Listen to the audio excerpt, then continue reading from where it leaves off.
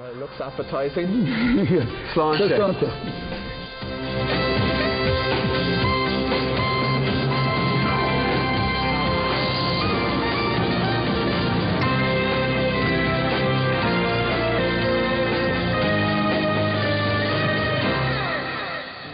Hello and welcome to a new year of Ear to the Ground, the programme that brings you all things Roar. Tonight we take you to the south of France, where an Irishman is selling miles of vine.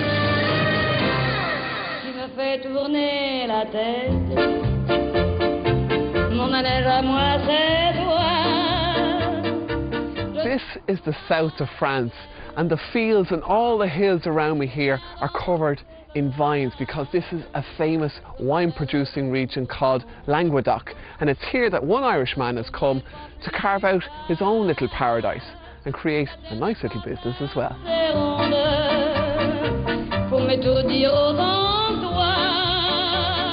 30 years ago, Noel O'Loughlin bought this vineyard and went into wine production. He farms nearly 200 acres of grapes and produces over 300,000 bottles each year. Noel feels that this is the perfect place for making wine. The reason I'm here is in the Languedoc producing wine. It's a lot more simple than anywhere else. We get 300 days sunshine. We have 14 different grape varietals. We always get a fairly good crop.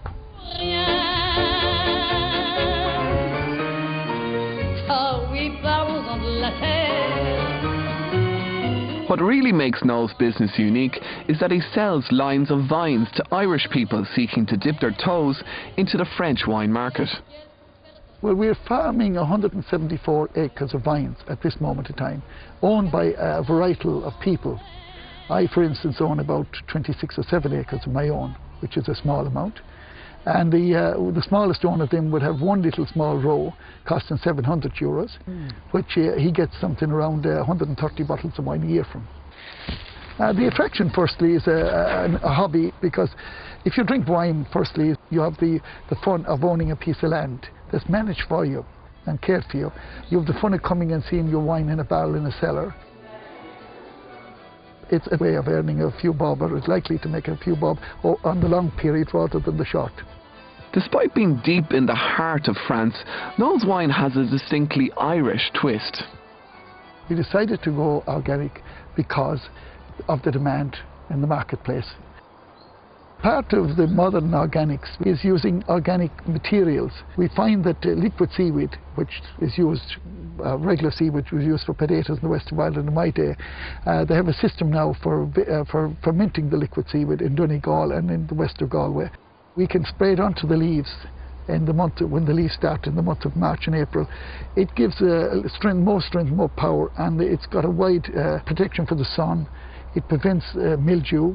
And also we find that the vines themselves seem to be healthier after 3 or 4 years of application.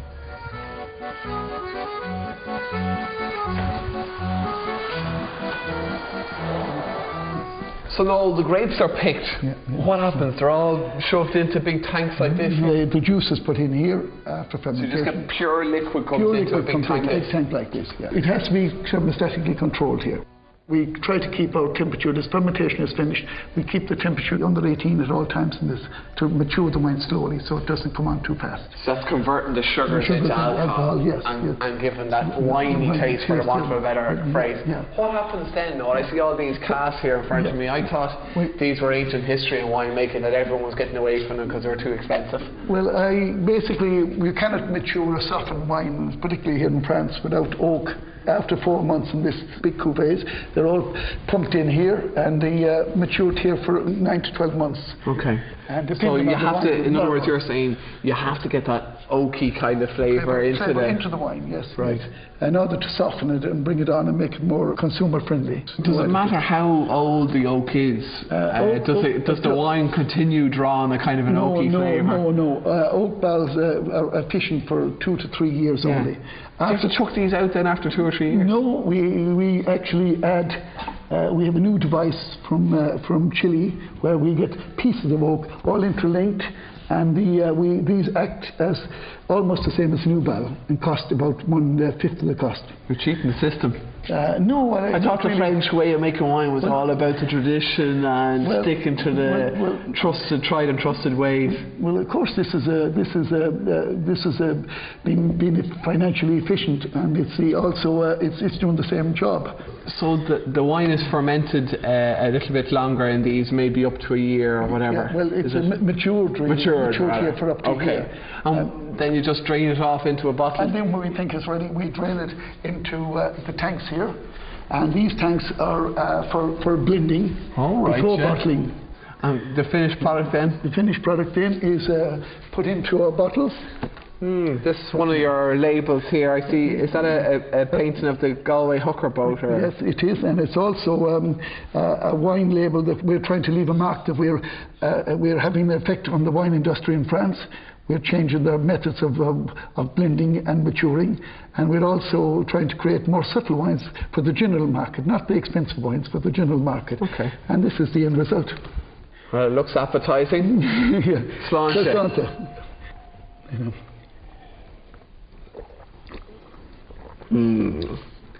Get used to that. Yeah, I hope so. Every year Noel hosts a harvest festival dinner for his friends and investors. People come from far and wide. It's a real Irish night out. I bought a couple of acres here actually. I bought them a couple of years ago, and it's going very well, and it's lovely to come down. It's a great excuse to come down to the south of France, more so than anything else. I was over in this area last year and we had a brilliant time, and eventually we condescended and bought a row of vines. So that's why we're back. We got notice about his harvest, and that's when we came back here. It's a group of 10 of us back. I think it's a very good way of having a bit of fun, having your own wine, because I bought a row of vines. I think there's about 100 or 120 vines in it, and we expect to get maybe 150 or maybe 200 bottles of a good year.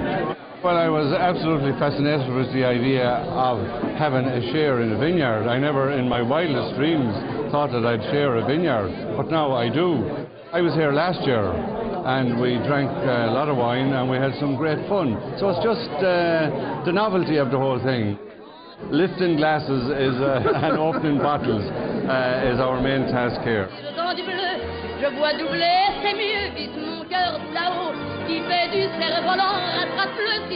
Now the day may be over in the vineyard, but the night has only just begun, and tonight is the annual dinner for Noel's wine investors here in the local town hall, where the only task at hand is to eat, drink and be merry. If you have any comments on the programme, we'd love to hear from you by email at ettg@agtel.ie,